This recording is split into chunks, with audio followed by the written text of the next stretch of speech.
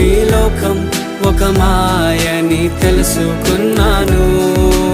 ఏది నా సొంతం కాదనుకున్నాను.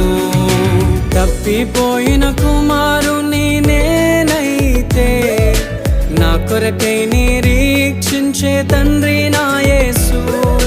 తప్పిపోయిన కుమారుని నేనైతే నా కొరకై నిరీక్షించే తండ్రి నా యేసు. ఈ లోకమంతా నేను వెతకినా నాకు లేదయ్యా ఎక్కడా ఆనందం. నీ సన్నిధిలో ఒక్క క్షణం గడిపినా నా హృదయం